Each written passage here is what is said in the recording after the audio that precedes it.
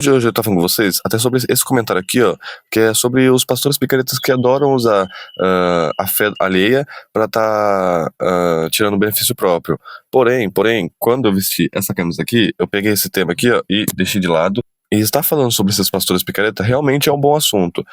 Porém, no vídeo de hoje a gente vai estar trazendo quem usa, na verdade, além da fé, o amor das pessoas para benefício próprio. Então, eu vou estar falando sobre o Corinthians, sobre não em si a instituição Corinthians, mas por toda a política por trás durante décadas. A instituição Corinthians sempre se colocou como o time do povo, mas será que as pessoas que representam a instituição entendem o que de fato é ser o time do povo? Nos últimos 15 anos, o clube foi comandado por praticamente o mesmo grupo político, onde mudou apenas as pessoas, mas manteve o poder no mesmo lado. O mais curioso disso tudo é o nome da chapa, que é Renovação e Transparência, porém, renovação zero, porque sempre vem o mesmo grupo político após anos, e transparência também zero. Por exemplo, um dos últimos presidentes, o Duílio Monteiro Alves, nunca gostou muito de transparência, nunca gostou muito do Corinthians, aliás, isso pra mim é nítido como corintiano, uma pessoa que quando perdeu as eleições para Augusto Melo, ao invés de pensar na instituição e fazer uma transação organizada para não ter problema, ele fez o contrário. Sabe o que ele fez? Ele renovou com o técnico por mais 3 anos ou 2 anos na época, que era o técnico Mano Menezes. Pouco tempo antes dele sair, ele fez outros contratos e sempre por baixo dos panos, sempre com zero transparência, o que é muito curioso, né? Porém, a política de um país, assim como em uma instituição, assim como o Corinthians, não vem apenas de fracassos, é claro. Sempre temos alguns elogios específicos pra gente estar fazendo. Eu, quando criança, eu vivi aquela era do Corinthians, onde, com meus 12 anos, onde o Corinthians foi campeão da Libertadores, foi campeão do Mundial, foi campeão do Brasileirão, Paulistão, foi campeão de tudo, e eu vivi tudo isso como torcedor. A dúvida que fica, esses títulos, eles escondem o problema por trás de uma péssima gestão? O Corinthians fez a Neoquímica Arena, onde nitidamente foi de uma maneira desesperada e completamente equivocada a maneira em que foi construída a Neoquímica Arena, e por conta disso se tornou uma dívida de 1 bilhão, só a Neoquímica Arena,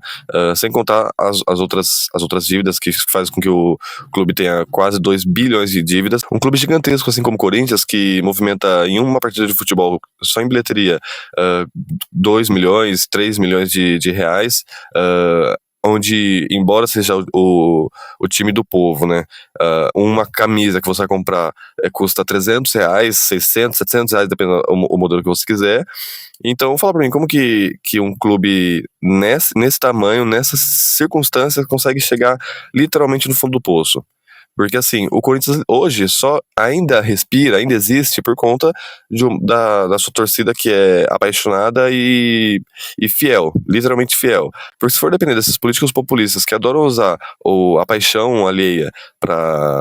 e usar esse sentimento da pior maneira possível. Então eu pergunto pra você, corintiano, ou até você que torce pra outro time, se colocando como se fosse o seu time. O sucesso dentro de campo faz com que você ignore completamente os problemas. Nos últimos anos, o Augusto Melo venceu nas eleições, a chapa Renovação e Transparência, e com isso teve a oportunidade de estar fazendo o seu trabalho e estar ajudando de fato o Corinthians. Porém, entre muitos casos, muito suspeito, assim como a Vaidbet, que até fez com que o Augusto Melo sofresse o impeachment, e muito corintiano, já escutei muito corintiano dizer que o impeachment que o Augusto Melo sofreu é o sistema tentando se proteger, e eu discordo disso, porque é só você ir se aprofundar em relação ao mandato do Augusto Melo e você vê que tem também coisas muito, no mínimo suspeitas, e porém o período em que o Augusto Melo ficou na presidência foi muito curto perto do período em que a Renovação e Transparência ficou no poder. Mas, na minha opinião, é nítido quem colocou o Corinthians nessa situação que está hoje, e não foi o Augusto Melo, e sim aquele grupo político que, assim como o nosso país, é o mesmo grupo político que vem anos após anos só mudando, só alternando o poder de pessoas, mas o grupo em si continua o mesmo. E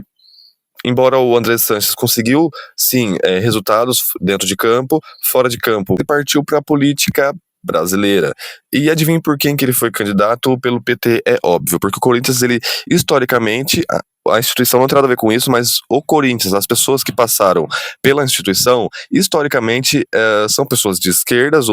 de esquerda, aliás, o Lula é um petista, um corintiano nato, e petista também, pra quem não sabe, tá? É petista e de esquerda. E o nosso amigo André Sanches, quando esteve na política, obviamente teve um mandato baseado de muitas controvérsias, e Polícia Federal investigando, que não chegou a condenar ele, igual o nosso atual presidente, que foi condenado. O André Sanches já não foi condenado porque, provavelmente por falta de provas, teve a investigação, mas que não chegou em provas concretas. Mas que eu tenho um pé atrás porque eu acompanho o André Sanches há muito tempo no Corinthians, sei o quão ele é uma pessoa que adora o poder e que não é uma pessoa confiável, e infelizmente o Corinthians estão na mão dessas pessoas há décadas. Então hoje o Corinthians vive numa situação onde os conselheiros não representam nem um pouco a opinião do torcedor, e o torcedor um pouco mais cético, ele se afasta do futebol por perceber a sujeira que é, e o torcedor mais apaixonado, ele vive aquela vida de viver pelo Corinthians, o que eu admiro muito, é uma vontade que eu tenho muito adoraria viver essa vida, mas não vivo,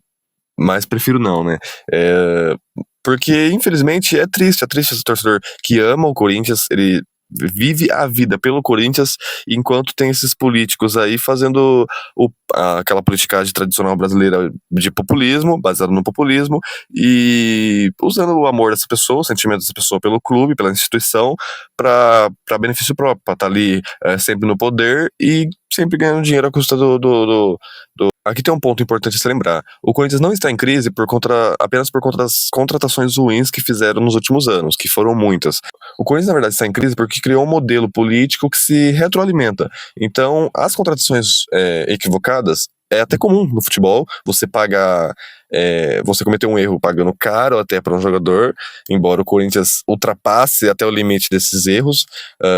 adora ultrapassar, independente de Augusto Melo, do Willian Alves ou André Sanches, sempre adorar ultrapassar esse limite de erro. A Corinthians tem aquela política tradicional de contratar muitos jogadores que você nunca ouviu falar e que você nunca vai ouvir falar, por conta de empresários que dominam ali também a parte por trás do futebol. E o torcedor fica ali sem entender nada, apenas torcendo para que surja um raio ali, para que alimenta pelo menos o lado esportivo da vida dele, do amor dele pela instituição, e o Corinthians vive nessa barca, né? Então a pergunta principal que eu quero estar deixando aqui nesse vídeo na verdade, não é quem seria o culpado de tudo isso, e sim se o modelo atual que o Corinthians vive permite mudança, porque o Corinthians não vai virar SAF, não existe a possibilidade do Corinthians virar SAF, o Corinthians, se continuar nesse sistema político, não vai diminuir a dívida, muito pelo contrário, os juros vai continuar aumentando e com certeza vai se caminhar, se não achar uma saída estratégica, algo muito específico, assim como a ideia do torcedor ajudar a pagar a Neoquímica Arena, que para mim é um absurdo, um clube na grandeza do Corinthians precisar que o torcedor ajude a pagar um estádio, porque o Corinthians já movimenta bilhões por ano, e infelizmente o torcedor fica à mercê dessa política patética, assim como o brasileiro médio, que fica à mercê de uma política patética, de um jogo político patético, e só acompanha, ou triste porque entende o contexto, ou aquele sentimento irrelevante porque não entende o contexto, ou a pessoa não tá nem aí pra nada e só quer assistir o futebol mesmo, independente do que tá por trás. Isso, na minha opinião, é triste, e eu quero saber a opinião de vocês.